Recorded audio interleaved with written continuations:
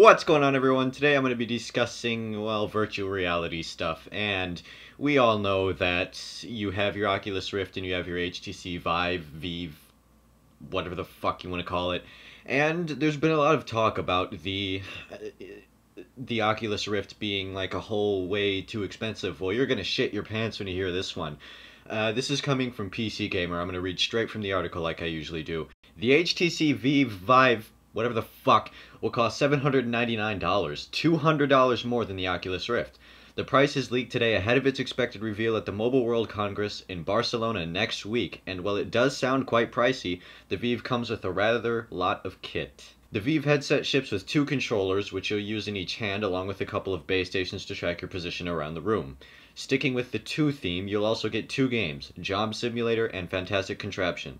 If all of that sounds reasonable, you can pre-order the Vive from February 29th. The first units will arrive sometime in April. And now it talks about how it's going to compare to the Oculus Rift and how the price may be reasonable. For comparison, the cheaper Rift comes with the hardware, 2 games, an Oculus remote, and Xbox One pad, although it doesn't include an Oculus Touch controller, which will be released later this year. The Vive, thanks to its body tracking system, needs a bit more kit than the Rift, and considering that, I think the higher price point is reasonable.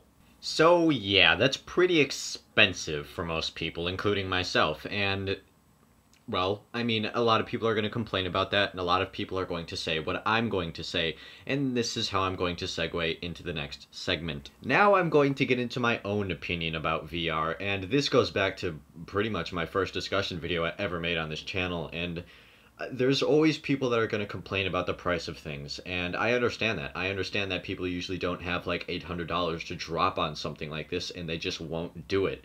But the thing is that when I see people complaining about the price of something so new and so experimental, I mean, it's not like it's meant for just the average Joe anyways. An average person isn't going to go out and buy this and be like, they're not even going to know what to do with the fucking thing. And on top of that, you need a very powerful computer to power one of these things, like in excess of $2,000 spent on a computer just so you can power one of these damn things. And I just don't get why people complain about it so much, because it's an experimental technology. It's not meant to be used by normal everyday people quite yet. It's not ready for that. This is sort of an experimental beta, if you will, and I know it is being officially released. It's not necessarily a beta if it's released, but you do get what I mean. It's sort of, these guys are putting their hands out there and they're just sort of seeing what happens. And that's what I mentioned in my first discussion video. I said, I really think that with, the whole virtual reality thing, that's a lot like what FMV was in the 90s. It's a craze that's going to fade off in about 5 or so years, and then we're all going to look back at it like, wow, we really think that was the future of gaming? That's just sort of how I think it's going to end up, because like I said back then, a lot of people just want to play their games with a controller in hand and stuff, and while the virtual reality experience is fantastic, I mean, how practical is it? I mean, no one's going to spend this much money on that. This is more for the gaming enthusiast. This isn't for your everyday gamer. This is for the gamer enthusiast. Just like when you have auto enthusiasts, or you have plane enthusiasts, or you have audio enthusiasts, like, audiophiles and stuff like that. Those people are going to spend a lot of money on these things because they have the passion for it. Normal, everyday people are not going to do that because it is simply not in their budget and they don't care enough to do so. That is my take on virtual reality.